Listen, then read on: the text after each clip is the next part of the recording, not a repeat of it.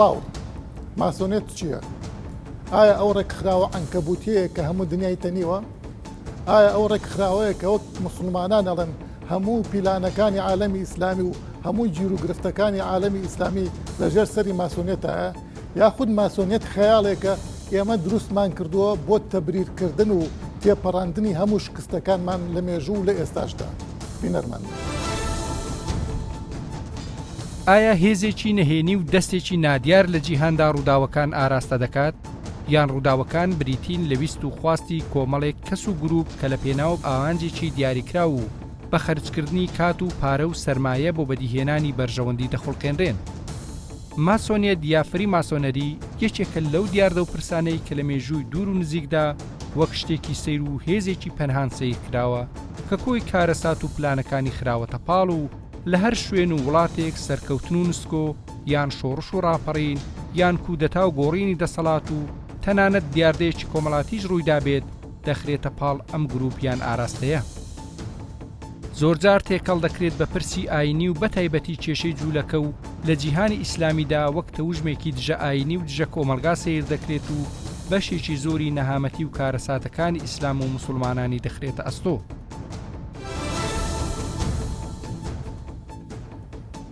مێژووی سەرهەڵدانی ماسۆنیەت بۆکەی دەگەڕێتەوە و چ پەیوەندیەکی هەیە بە کۆی ڕووداوەکانی ناوچەکەوە؟ ئایا لە منەڕەتدا ماسۆنیەت وەهمە یان ڕاستێکی مێژوویی؟ بەڵگەنامە و دەستنووسە مێژوویەکان چیمان سەبارەت بە مزوتنەوەی پێدەڵێن و چ پەیوەندێک هەیە لە نێوان ماسۆنیەت و مەسیحیەت و جوولەکە لەلایەک و ماسۆنیەت و ئیسلام لەلایەکی ترەوە؟ ئامانجە سەرەکیەکانی ئەم بزاوتە هەر لە سەرەتای سەرهەڵدانیەوە چین و چۆن گۆڕاوە و گۆڕانکاریەکان چین؟ لە سەروبەندی هەموو ئاژاوەیەکی دنیای ئیسلام لەم سەردەمە زۆر باس لە ماسۆنیەت دەکرێت. ماسۆنیەت وای کرد، ماسۆنیەکان هاتن، ماسۆنیەکان چوون، ئەوان دنیای ئیسلامیان تێگە هەمووی ئامارەیەکە بۆ سەر دنیای ئیسلام. بەڵام کاتی ئەپرسین ماسۆنیەت چییە؟ حەقیقەتێکی مەلموس نییە، قسەیەکە لە وەهمێکە چێت، لە غەیبێکە چێت، لە شتێک کە نازانین چییە. بەڕێزت پێت وایە ماسۆنیەت حەقیقەتێکی هەیە، مێژوویەکی هەیە، شتێک هەیە لەو بارەوە؟ لە ڕاستیە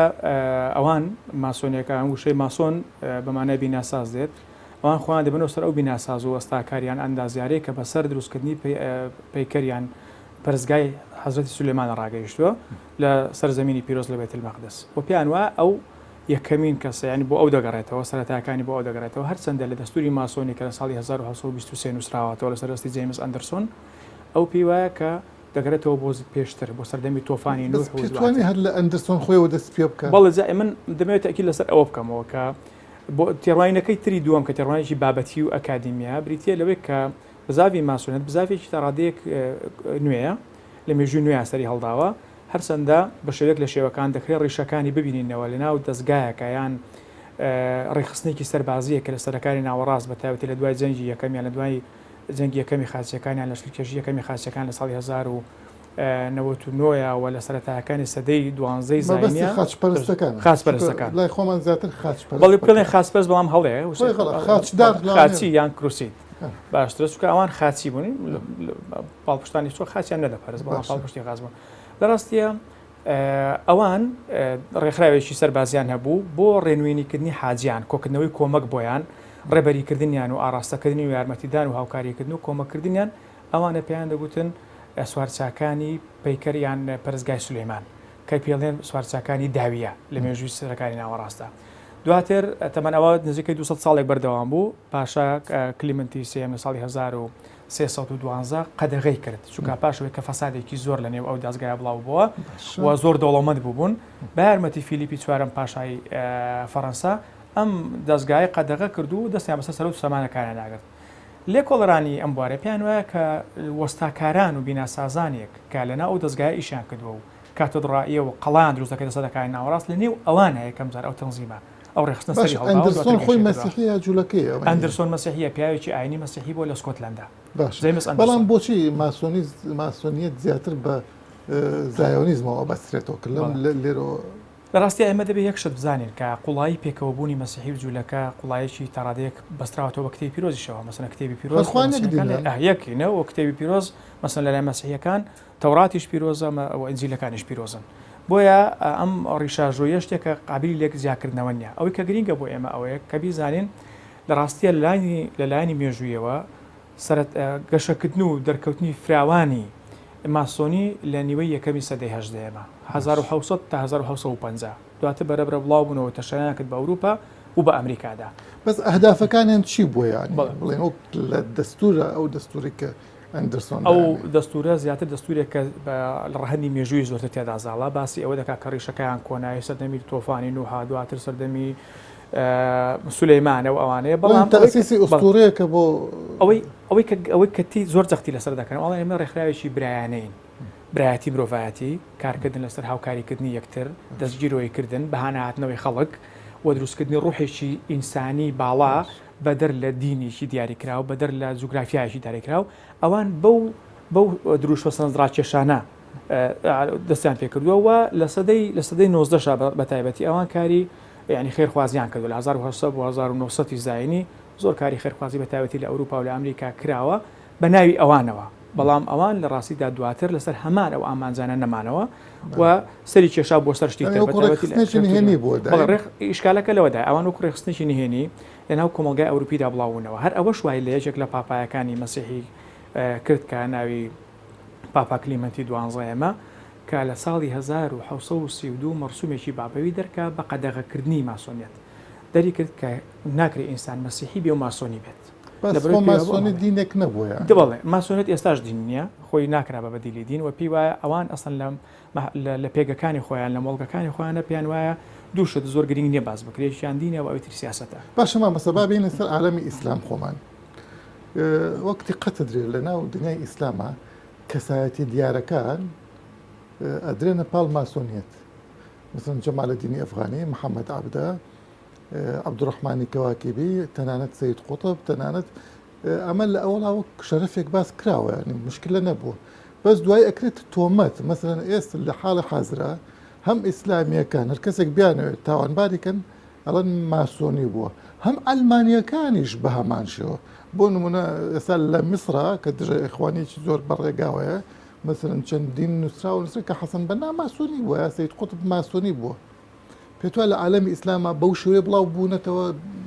هەموو شوێنێکی ئێرەشیان تەنی بێت مێژووی هاتنی ماسۆنیێت بۆ عالەمی ئیسلامی پاش بڵاوبوونەوەی لە ئەوروپا لە سەدەی 18 لە سەدەی 19 و لە کۆتایەکانی سەدەی 18 لەگەڵ لەشتی کێشی ناپلیۆن 1992 هاتنی بۆ مسر ئەڵێن لەوەوە لە مسر بنگەیەکیان دروست کردووە و دواتر لە لوبنان لە فەلەستین هەم فەڕەنسا هاوکار بووە هەم بریتانی هاوکار بووە بە دروستکردنی ئەو لۆبیانە لەو شوێنانەدایان ئەو گراندلۆجانەی کە بە تایبەتی لە ئەوروپا هەموو تەمەنێمە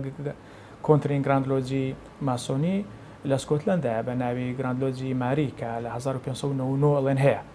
بەڵام دواتر لە عالەمی ئیسلامیە درەنگتر ئەمە بڵاو ڕستی چێش ڕستی خودی ئەوروپیەکان بڵاو بێتەوە یعنی لەناو مسلمانان خۆیان نەچوون ئەمە بێن ویان قەنەعەتیان پێ بێ داگیرکەر بڵاوی کردوێتەوە هەتا لە عێراق لەگەڵ هاتنی داگیرکاری بەریتانیا لە پاش ساڵی 1970 یەکەم زار لە بەسراوە دەست پێ دەکات باش خۆ ئەوان نەهاتون بە زۆر بیان بە خەڵک مثلا ئەفغانی ئەو کوباری شخصیاتی ئیسلام خۆیان بەو حسابەی کە بڵاو ئەکرێتەوە بوونەتە ماسۆنی وەکو ئەفغانی وەکو محەممەد عەبدە وەک تەنانەت دەڵێن سوڵتان عەبدولحەمید خۆشی دەستی تێکەڵ بۆ لەگەڵیانە و لەگەڵ تیۆدۆر هێرتزلیشە دۆستایەتیی خۆشی هەبووە لەم بارەوە ئەوە لە ڕاستی لایانی مێژوو پێویستی بە ساکردنەوەیکی زیاتر هەیە ئەمانە زۆتر قسەن هەندێکیان وەکو تۆمەتن ئەو قسەکردنانە ئاسانە هەر کەسێک بیکە کە ئەمە فڵان کەس وا بووە بەڵام تا ئەو کەسەیان خۆی ئەفغانی خۆی ئەڵێکرد ینی بۆ نسبەتەیان هەیە بەڵام ئەمە چۆن لێک درراوە ینی خۆی باسی کرد بەڵێ وا لێک دراوەتەوە ئەمە کە لە سەدەی 19 ئەم بزاڤە ناوبانگێکی باشی هەبوو باش ئەم ناوبانگە خراپەی نەبوو کە لە سەدەی 20 ئێستا هەیەی ئەم ناوبانگێکی با بۆی خەڵکێک بە دووی کەوتۆ بە ناوی برایەتی و هاوکاریکردن و ئەوانەوە ئەوە ئێستا ئەوانەیە کە دژاتی ماسۆنیەت دەکەن پێیان وایە ئەو دروشمی ساختن دروشمی هەڵخەڵەتیانەرن ئەڵێ تۆ گرفتت نییە چ دینێکت هەیە چ کتێبێکی پیرۆز بە پیرۆزدانی وەرە لا ئێمە سوێن بۆ بخۆ لە سەر چ دینێکی مشکلەمان نیە خۆ خودەی کۆمەڵایەتی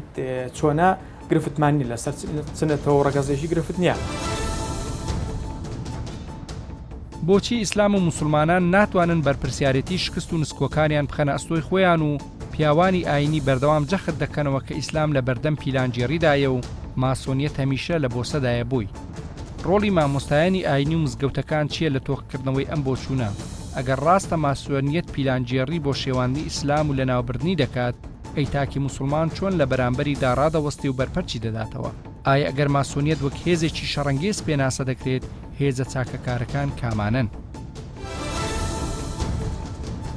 مامۆستای بەڕێز لەسەر مەسەلەی ماسۆنیەت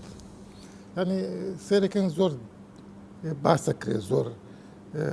با بڵین تیشتێ خرێتە سەر بە تایبەتی مامۆستایان لە کاتی خوتبەیە یا لە کاتی موعزە یا لە سەر تەلەڤیزۆن هەموو تاوانەکانی عالەمی ئیسلامیش ئەخەنە سەر شتێک کائینێک کە پێوترە ماسۆنیەت تۆ پێت وایە ئەمە حەقیقەتی هەیە بەم شێوەیە ماسۆنیەت خۆی چییە تاکو هەموو تاوانەکانی بخەینە سەرشان بە درێژایی مێژوو ئەوەندەی لێکۆڵەر و باحیس و مێژونووس و ئەوانەی کە شتیان نووسیوە و شت وتراوە و واقع هەڵسەنگەندراوە ڕێک من قەناعەتم وایە تەئید ئەو فکرەیە دەکەم کە هێزێک هەیە ئەوجا ئێمە بە ماسۆنیەتمان ناسیوە پێشتر بە هێزی پەنهان و خەفی ناسراوە هێزێک هەیە دەتوانیت گۆڕانکاری لە هەندێک شتدا بکات و کاریگەری دروست بکات لەسەر هەندێک واقع و ئەو ئامانجانێکی خۆی هەیەی تحقیقی بکات ئەو قسەیە واتای ئەوە نییە کە بەرامبەرەکە مەسەڵەن بۆ نمونە ئوممەی ئیسلامی یان عالەمی ئیسلامی ئێمە بڵێن مادام ئەو هێزە توانی کاریگەری بکات لەسەر ئەو ئومەتە تەفرەقەی لەناو دروست بکە وا بکە ئەو ئومەتە زەعیفە نیشانەی زۆعفی ئەو ئومەتە نییە بابێن سەر مەسەلەی ئومەتی ئیسلامی و زۆعف و ئەمانە تۆ پێت وایە ئەمە ینی شتێک دەستێکە لە دەرەوە ئەمە پێەکە یا خۆی هەر کار لێکە ناوەکیەکانی ئومەتی ئیسلام خۆی ئەو بڵین تەناقوزاتانی کە لە ناو کۆمەلگای خۆی بە شێوەیەکی تەبیعی وەکو قانونێکی ژیان خۆی بەرەو ئەوواچێ بۆ نمونە هەر لە سەرەتایە کاتێک عوسمان شەهید دەکرێت خۆ لە خۆڕای شەهید ناکرێت معلوم کۆمەڵێک زۆرمی کۆمەڵایەتی هەبووە کۆمەڵێک شت هەبووە کەوای کردووە خەڵک تووڕە بن تاکو ئێستاش ئێمە هەشتێک بێ هەر بەسەر ئەو ئەوانی کە لە دەرەوە موامەرە لە ئومەتی ئیسلامی ئەکرێ پێتوانێت ئەمە جۆرێک لە خۆدزینەوە لە حەقیقەتێک کە ئێمە خۆمان هۆکاری هەموو ئەو نەکبەتیانەین بەس دەستی چۆری خۆمان بەسەر خەڵکی تراسڕی چ لە حیاتی مسلمانان چ لە هەر میلەتانیشتر هۆکار هەیە هۆکار هەم ناوەچی هەیە هەم دەرەچی هەیە ئەمجا ئەو هۆکارانەی کە ناوەچینە حتمما هەندێک خەلەل و کەموکوڕی هەبووە بۆیە بوویتە وەک دەڵێ بوویتە حوجە بەڵگە یان بوویتە چەکێک بەدەستی بەرامبەرەکە بتوانێت استیفادەی لێ بکەوە لە زەوئی ئەو هۆکارانە پیلانی خۆی دابڕێژێ ئینکاری پیلانجێڕی و ئینکاری دژایەتیکردن یان دژمنکارانە لە بۆ ئاین ئیسلام لە بۆ مسلمانان لە بۆ ئومەت ئیسلام ئینکاری تێدا نییە چونکە ئەوەی کە لێکۆڵەرە ئەوەی کە مێژوونیسیە معقول نییە سەدان هەزاران لێکۆڵەری ئیسلامی بە هەزاران زانا و تێگەیشت و ئیسلامی سیاسی ئیسلامی بیر دەکەنەوە کە دەنووسن کە دەخوێنەوە کە شتەکان شی دەکەنەوە دەردەکەوێت حتمما پیلان هەیە لە دژی موسڵمانان زیاتر شی بکەمەوە با بڵێن شیع و سونە شیع و سونە ئەزانین بە پرۆسەیەکی مێژووی درێژخایەنە دروست بووە تا ئەگاتە ئەمڕۆ باس لەوە ناکەین لەمڕۆ لە مەداری ئەم مێژووە چەندین جار شیع و سونە کوشتاری قورسیان لێکتر کرد هەروەها بێکان هاتن نەجەفیان کاول کرد لە هەشتەکانە ئەسڵەن کەربەلان تەخت کرد بە مەقبەرەوە بە هەم مەرقەد و هەموو شتێکەوە لە 2023ەوە بەرەوەوە بە هەمان شێوە ئەم شەڕە دیسان ئەبینینەوە لە شۆڕشی ئیسلامی ئێرانەوە ئەم فتنەیە جارێک تر زیندووە بێتەوە بەڵام ئێمە هین ئەمە خێنە سەر شانی دوژمن ئەمە دوژمنە ئێمە ئەیابەیەەکە نەک خۆمان پێت وایە ئەمە خۆدزیینەوە نیە دەزانی خۆت زیینەوە نییە ئەمە ئەگەر ڕۆژەشی دوور نەڕۆین مشینە 20 ساڵ پێش ئێستا 30 ساڵ پێش ئێستا خۆمان دەبینین مەسەلەن جێتەکی معەیەن یان گروپەکی معەیەن یان خەڵکەکی معەیەن لە عێراق لە دەوروبەری عێراق لە کوردستان لە غەیری کوردستان دەبینین بە دەعمی یان بە پیلانی دژمن زەفەریدا مەسەن لە بەرامبەری خۆی ئەوەی کە ئێمە تێی دەگەین ئەوەیە وانییە دنیا شامی شەریف بیت یعنی برێ وەڵام مسلمانان هەن شامی شەریفە کەس دژیان نیە ئەو مەبدەئی پیلانجێڕی و دژایەتی کردن و لە بۆ سەدان بوون لە بەرامبەر مسلمانان و پەیامی ئیسلام و مزگەوت و مەلا و شێخ و تەشیە و خانەقا و دەروێش و سۆفی و هەتا دوایی ئەوە مەبدەئەکی سابتە لە لای ئێمە قورئان وا دەفەرمێ بۆ چونکە دەرحەق بە پێغەمبەری ئێمە صلی الله تعالی وسلم کە ڕابەری ئێمە پیلان دەست پێ کراوە هەتا ئەمڕۆژ پیلان هەیە لە دژی هەر مسلمانێکی ڕەسەنی ڕاستەقینەی کە پابەندە بە ئیسلام خوا دەفەرمی وەیەمکورون الله ئەم قسانە ئامن دێمە سەر مەسەلەی داعش لێرە زین داعش لە ناخی ئیسلام هەڵقوڵە بڵێن عالەمی ئیسلامی ئەوانەی دەوری داعش بەدەیان هەزار و سەدان هەزار کەسن کە ئیدیەکەن بێجگە لەوانەی کرد لەگەڵیان ئەمە لە هەمووی لە ڕۆحی دەقەکان و لە تاریخی ئیسلام و لە هەموو تەناقۆزاتی تاریخی ئیسلامەوە شتەکانی خوانن بەڵام ئێمە زۆر وا سادی ئەەکەینەوە وڵا ئەوە ماسۆنیەت دروستی کرۆ بۆی ناشری ئیسلامی ناشرم بکە بەس ئەو تەفسیری ئیسلامەکە دەقەکانی ئیسلام تەطبیقەکە ئیتر بووە بێ ماسۆنیەت بێ ئەم شتە بۆ نابێ خەتاکە لە خۆمانەوە بێ کە ئێمە نەمانتوانێت دەقەکانی شۆک خۆی پاکش بکەین یا تەویلی بکەین یا جێبەجێ بکەین ئەوەلان پرسی داعش یان هەر منەظەمەیەکی تر کە دروست دەبی دەزانی ئەوەی کە ئەمە لە ماسۆنیەت بیستومانە و خوێندومانەتەوە و تێگەیشتینە بەجێ ئەو لێکۆڵنەوانەی کە کراون مێژووی ماسۆنیەت ئەوە نییە دوێنێ دروست بوو بیت ئەوەش نییە چەند ساڵە بەر لە ئێستا دروست بووبی هەندێک دەڵێن لە ساڵ 43 میلادیەوە دروست بووە ئەو وەختە پێیان وترا هێزی پەنهان دوایی ناوەکەی گۆڕا بۆ ماسۆنیەت لە سەدەی هەژدە و ئەوانە ئەو ناوە دروست بوو هەوڵدان و ئیشکردنی دژ لە بۆ من بەعام قسەکە دەکەم چ لە بۆ ئیسلام چ لە بۆ ئەدیانەکان تر چ لە بۆ دینی مەسیحی یان هەر دینێکی تر ئەو هەوڵانە بەردەوام بووینە ئەوەی ئێمە تێگەیشتونە لە ماسۆنیەت ئەوەیە ماسۆنیەت دەیەوێت هەرچی دینی سەر زەوی هەیە نەیهێڵێ تەنها خۆی وجودی بیت ئەوجا ئەو خەڵکانەی کە لە ماسۆنیەت ئیش دەکەن خەڵکانێکن خەڵکی بەنفوزن خەڵکی بە ئیمکانێتن هەم لە ڕووی فکر هەم لە ڕووی سەرۆت و سامان هەم لە ڕووی دەسەڵات و سوڵتا چکەمە دەبینین ئەوەی کە ڕوودەدات معقول نییە لە بە میسال ئەو دەوڵەتانە هەمووی وێران بوو لوبنان سووریا عێراق بگرە تورکیا لیبیا ئەنی معقول نییە بڵێن ئەوە هەمووی ئێمە خۆینەوە کاوی دەکەین ئەگەر پیلانێک نەبوو بمبورە ئێستا لیبیا چه وای لێ کرد خەڵکەکەی خۆی خەڵکەکە خۆی وای لێ کرد من پێشتر وتم هۆکاری داخلی هەیە و هۆکاری دەرەکیش هەیە ئەنی وەسیلەی داخلی وەسیلەی دەرەشی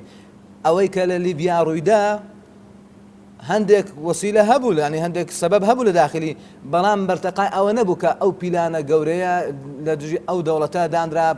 لە بارێک دەرهێنرا مەسەڵەن یەمەن شیعە و سونە وا یەکتر خلاص دەکەن شیعە و سونەی لێ وا لێ کرد مامۆستا هەموو ئەو پیلانانەیە کە دەیەوێت دولی مامۆستا من عەرز دەکەم حاشا هەڵنەگرە چێ وای لێ دەکەم دەزانی لە دنیای ئێستا ئەوەی کە حکم دەکەن دەستگاکانی مەسەن لۆ نمونە استخبارات هەیە استطلاعات هەیە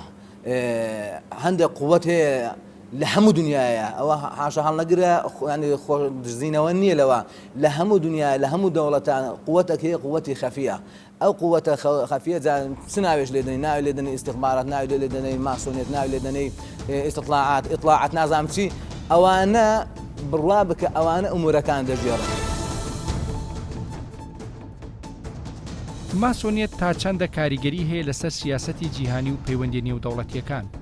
ئایا ڕاستە ئەم زوتنەوە جیهانیە توانیوێتی کۆی دەستگا و دامەزراوە نێونەتەوەیەکان بخاتە ژێڕکێتی خۆی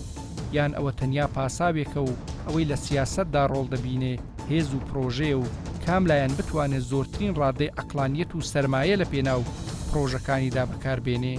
ئەگەری سەرکەوتنی زیاترە نەک پیلان و لە بنەڕەتدا دەکرێت پیلانجێڕیش وەک بەشێک لە گەمەیەکی سیاسی و هەواڵگری سیر بکرێت پارتە ئیسلامیەکانی کوردستان چۆن سەیری ئەم کێشەیە دەکەن مەسەلەی ماسۆنیەت بۆتە با بڵێن دەمامچێک ماسکێک قناعێک کە زۆر جار لە عالەمی ئیسلامە و بەتایبەتیش کە بەڕێزت ئەندامێکی سەرکردایەتیت لە یەگرتووە بە تایبەتی ئیسلامیەکان هەموو شکستەکانی بڵێن عالەمی ئیسلام و بە تایبەتیش لەم سەردەمە ئەجێڕنەوە بۆ وەهمێک ئەگەر ڕاست بێت کە پێوترێ ماسۆنیەت تۆ پێێتوە ئەمە حقیقەتە یا ئێمە خۆمان لە خۆمانە ئەو میکانیزمانە و ئەو شێوازی کارە کە هەمانە شکستی هەن من پێم وایە ئەم مۆزوعی ماسۆنیەتە لە جیهانە نەک هەر لە عالەمی ئیسلامیە بووەتە هۆکارێک بۆ دووشت یەکەم داپۆشینی ئەو بێتوانایی و ئەو شکستانەی کە شکست خواردوەکان لە جیهانە ئیتر عالەمی ئیسلامی بێ یا غێری عالەمی ئیسلامی بێ بەخۆیەوە بینیوە دووهەمیش بۆ تاپۆشینی ئەو جەریمانەی کە دەسەڵاتدارەکان لە جیهانە ئەنجامیەدەن جۆرێکە لە پاکانەکردن بۆ هەردووکیان جۆرێکە لە خۆشاردنەوە و خۆحەشاردان لە پشت ئەم جوڵە نهێنیەوە کە بە ماسۆنیەت پێناسە کراوە ماسۆنیەت وا لە خۆی ئەگەرەکە سریەکەی ڕێگوڕیشەیەکی دینیشی هەیە بۆچی باسی ئیدارەکردنی ژیانە و باسی ئیدارەکردنی ڕووداوەکانە و باسی ئەوەیە ئەو ڕووداوانە ڕۆدەن دەستێک لە پشتەوەیەتی لە تەفسیرە دینەکە باسی میتافیزیقیا و باسی خوا و قیامەت و ئەوە بەشێکە لە پاڵنەرەکان بۆ هەموو ئەو ئیشانێکە هەر کەسێک هەیە ئیشە جەمدا ئەمە پاڵنەرەتی ماسۆنیەتیش لە دیوە دنیاویەکەیدا ئەو حاڵەتەی بینیوە لە ڕاستیا بۆ جیهان کە بەداخەوە عالەمی ئیسلامی کەوتوەتە ئەو دۆخە و بە تایبەتی تیاری ئیسلامی وا خۆیە بینێتەوە کە لە بەردەم پلانێکی گەورایە لە بەردەم هێزێکی گەورایە نەبینراوە هەست پێکراوە و نەبینراوە ناشتوانێت ڕوبەڕووی بێتەوە بۆیە ئەم شکستانی بەسەراهێناوە ئەمە نایەڵێ ئەمە عەقڵێکی تەشکیکی دروست کردووە و نایەڵێ ڕووداوەکان وەکو خۆیان ببینی و نایەڵێ هۆکارەکانی شکست تەجنیشان بکەیت و نایەڵێ ئینسان ئاراستەی ڕووداوەکانی نایڵی هەڵسێتەوە ڕوبەڕووی بەگژە ئینسانێکی مسەیر ئینسانە کاتە تقریبن خۆی ئەگەر ڕێگوڕیشەی ماسۆنێت ئەڵێن لە ئیخوان سەفاشەوە هاتووە و لە ناو توراسی ئیسلامیشە ئەگەر ینی قۆناغی دووەمی ماسۆنێت تەفسیرکەین ئەڵێن لێەوە هاتووە کە هەمیشە هێزێکی دەرەکی هەیە تۆ توانێت ڕوبەڕووبوونی هێزە دەرەکیان نادیارەکەیشن نییە ماسۆنێتی هێزێکی نادیارە تایسە بەڕێزت پێت وایە عەقڵێتی پیلانجێڕی ئەمەی کێسەر لە ناو ئێمە بەوە لە ڕاستیە لە ینی کە ئەڵم ناو ئێمە لە دنیای ئیسلامە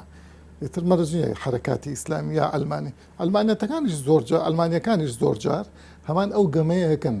بۆ نمونە ئیخوان مسلمین تۆمەتبارەکەن بۆی کە حەسەن بەنا کە موسسی خوانە سەر بە ماسۆنی بۆ وەکوی ماسۆنی دیوەزمەیە بێ یا شەیتانێک بێ هەموو کەس تاوانەکانی خۆی بەسەری ئەوە بسرە ئیسلامیەکانیش مەسەن کەسی وەکو تا حسێن و وەکو فلان و وەکو فیسەر بۆ تاوان کەمال ئەتاتورک مەسەرەن جەمال عەبدوناسر بەوە تاوان بارەکەن کە ماسۆنی بوون هەر خۆم وەکو خۆم قەناعەتم نە بە عەقڵی تەئاموری هەیە و نە بە ئەم نەزەریە بۆ ماسۆنیەتە هەیە لە ژیانە پرۆژە هەیە ئەم خەڵکە پلانی هەیە استراتیجیاتی هەیە پرۆژەی خۆی هەیە هەمیشە ئەو پرۆژەی وەگەڵێ بە هەنگاوی پێشە دەکەوێت سەرەکەوێ بەسەرتا هەمیشە ناکرێ ئێمە لەبەر ئەوەی خۆمان لە تەوقیت هەڵبژاردنە لە زەمین و کەش و هەوا فسازکردنا لە پلاندانانە لە استراتیجیاتە شکستمان خواردەوە واقعی نەبووین بیاین بەدەست بە کۆڵ هێزێکی نادیارە و خۆمان ئینکەین بەڵ من پێم وایە بەتاکیت هێزە شکست خواردوەکان لە ناوچەکەدا و لە جیهانی ئیسلامیدا کە نەیانتوانیوە تەفسیری ڕووداوەکان کەن نەیانتوانیوە هۆکارەکانی داڕشتنی یا دروستبوونی ڕووداوەکان دیاری بکەن داوێنێتە بەرز مەسەن اتفاقی ساکس بیکۆ بە نمونە هێنمەوە اتفاقی ساکس بیکۆ ئەو کە ئەم دنیاە هەمیشە کەسێک هەوە باڵا دەست بێتیایە و ئەم باڵادەسانە هەمیشە پلان و بەرنامی خۆیان هەبوو بۆ زیادکردنی باڵادەستیان و بۆ سەرکەوتن بەسەر نەیارەکانیشاندا وەختێک مەسەرەن لە سەردەمی پێش اتفاقی ساکس بیکۆ فەڕەنسایە بەریتانیایە کە گەورە زلێزیە و کاتە بوون کە عوسمانیەکان شکست دەخۆن لە چیا لە حربی عالەمی یەکەمە نایەن بڵێن اختیاری بژاردەی دەوڵەتی عوسمانی لە دیاریکردنی ئەو جیهەتەی کە خۆی داوەتە پاڵی غەڵەتی کردووە ئەیەنە دەست ماسۆنێتی عالەمی و دابشکردنی عالەمی ئیسلامی باشە دەرکەوتنی داعش لەم کاتەوە بەو شێوە دڕندانەی کە بینیمانەوە بەو مەساحە گەورەی کە هات دیسانە مەژنێ ئەیەنە پاڵ هێزێکی مەخفی یا ئەو پیلانەی کە هەر ئەو درێژکراوی ماسۆنێتی کە ئەوانن داعش دروستەکەن و قاعدە دروستەکەن بۆ ناشرینکردنی ئیسلام و دنیا ئیسلام خۆی ئەوەی کە پێناسی داعش ئەکرێ باسی مخابراتە وە سروشتی ئەم مزلی هێزانە ئیشی مخابراتی کەن جمجوڵێکی کۆمەڵایەتی سیاسی ئابووریشە دروستکەن لەم بابەتە من پێم وانە ئیسە ماسۆنیەت قودرەی ئەوەی هەبێ قدرەی ئەوەی هەبێ گەر بش بێ وەکو جموجوڵێکی نهێنی قدرەی ئەوەی هەبێ بڕیاری ینی ئیرادەی دەولی بگۆڕێ خۆی سەر نەخشەی سیاسی لە عالەمە بەحسی ئیرادەی دەولیە باسی متحیدەیە باسی مەجلیسی ئەمنە ئەمانە لەبەرەوە آخر ئەوترێ هەموو لە هەموو ئەو شوێنانە خۆی هەیە وەکو لۆبی مەسەرن بەڵێ خۆ لۆبیەکان کاکەوەنە گەورن جارە هەر ئەوترێ ئەگەر ڕێگوڕیشەی بچینەوە بۆ سەرەتای دروستبوونی ماسۆنێت ئەلاساس یەهودیەتە حرەکەیەکی ساهیۆنی بان یەهودی دروست کردووە بۆ کۆنتڕۆلکردنی جیهان ئەگەر ئەمە کەی دروست بووە ئەنی وەکو هەر دراسەیەکی لۆژیکی بڕوینە دواوە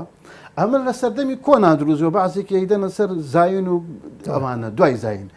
باشە گەرەوە یەهود خۆی چی بووە تا حرەکێکی ساهیۆنی هەر معەزەب بوو ئەقەڵیە و داگیرکرا و دابەشکرا و هەمووانە چۆن توانیوێتی حرەکەتێکی ساهیۆنی گەورەی بان یەهودی دروستکە جیهانی مەسیحی کۆنتڕۆڵ کات و جیهانی تریش ئاراستەکە شتی وایە یانی یەکێکە لەو وەهمە گەورانەی کە دروست کراوە بۆچی بۆ تەستیحکردن بۆ سادەکردنەوە و ساکارکردنەوەی عەقڵی ڕۆژهەڵاتی ناوەڕاست هەتاوەکو توانای لێکدانەوەی ڕووداوەکانیان نەبێ ئەوەی دروست کردو تۆ پێ توانی ئێمە خۆمان ئەوە دروستەکەین نەپڕژ با خۆمان ئێستا عوسمانی کوڕی ئەفانش 1400 ساڵەوە پێش کوژراوە ساڵین جوولەکە و زاوانی کوشتیانی من ئازم کردی سە زلهێز هەیە مەسە ئەمریکا هەیە ڕۆژهەڵاتی ناوەڕاست سی تازە هینەکە عەرزەکە ئەمە سەقافیەن فکریەن سیاسیەن ئیشی لەسەرەکە ئەمنیان ئیشی لەسەرەکە تەبیعی ئەگە فکرێکی لەم جۆرەش لە هێزێکی وەکو ئەمریکاوە ئەگەر من ناچمە ناو هەڵسەنگاندنی وەگەڵی ئەفسانە و خورافە بەشێکی گرنگە لە بیرکردنەوەی ڕۆژاوایەکانە ینی شتێکی وا نادیار عرضکاتە ناو مەیدانەکەەوە هەوارچەنە ماسۆنیێت تازە نییە پێش ئەمریکایە و پێش ئەم نانەیە بەڵام بۆ ئێمە وەکو مەسە من وەکو کەسێکی ئیسلام خواز سیریەماکەم من ناتوانم خۆم بخەڵەتێنم بە وەهمێک لە خوێندنەوەی کە تارمایەکانی ئەو وەهمە نێڵێ حەقیقەتی ئەم ڕووداوانە ببینێت. جیهان لە هەموو ئاستەکانیدا شوێنی ململانەی هێز و ئیرادەیە و زۆر جار ڕووداوەکان وەک تەواوکەری پرۆژە و گەلێک جاریش وەک درێژکراوی پیلان دەردەکەون. ماسۆنیەت هەرچیەک بێت لەوە دەرناچێت کە پرۆژەیەک بۆ لە مێژوودا کە ویست و پلانی هەبووە و دەواازەیەکی گەورەشی کردوتەوە بەسەر ڕاکردن لە بەرپرسیارەتی لە جیهانی ئێمەدا.